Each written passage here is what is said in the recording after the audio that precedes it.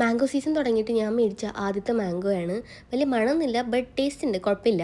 നമുക്കിത് വെച്ചിട്ട് ഇന്ന് നല്ല അടിപൊളിയായിട്ടുള്ള ഒരു മാംഗോ ബോബ ഉണ്ടാക്കാം. എനിക്ക് പൊതുവേ ഈ കുറച്ച് ചൂയി ജെല്ലി കൺസിസ്റ്റൻസിയിലൊക്കെയുള്ള ഫുഡ് ഐറ്റംസ്, ക്യാൻഡീസൊക്കെ എനിക്ക് ഭയങ്കര ഇഷ്ടമാണ്. പണ്ടൊരു മുട്ടായി ഉണ്ടായിരുന്നല്ലോ, എന്താ ജസ്റ്റ് ജെല്ലി.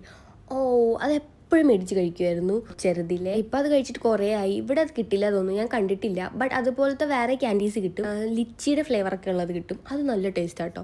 ഞാൻ ഇടയ്ക്ക് പുറത്ത് പോകുമ്പോൾ മേടിച്ച് കഴിക്കാറുണ്ടായിരുന്നു. ഇപ്പോൾ കുറേ ആയി കഴിച്ചിട്ട്. എൻ്റെ ഹസ്ബൻഡിന് അങ്ങനത്തെ ക്യാൻഡീസ് കഴിക്കുന്ന ഇഷ്ടമല്ല. വേറെ ചോക്ലേറ്റ് ഒക്കെ മേടിച്ച് തരും, ബട്ട് ഇത് അൺഹെൽത്തി ആണെന്നാണ് പുള്ളിയുടെ ഒപ്പീനിയൻ. ബട്ട് ഞാൻ പറയും, നമ്മൾ എത്രയോ അൺഹെൽത്തി ഫുഡ് കഴിക്കുന്നു, അതുപോലെയൊക്കെ തന്നെ ഉള്ളൂ ഇതും. അതൊക്കെ പിന്നെ ഓരോരുത്തരുടെ ഇഷ്ടമല്ലേ. അപ്പോൾ കഥ പറഞ്ഞിരുന്ന സമയം പോയതറിഞ്ഞില്ല. നമ്മുടെ സംഭവം റെഡി ആയിട്ടുണ്ട്, മാംഗോ ബോബ.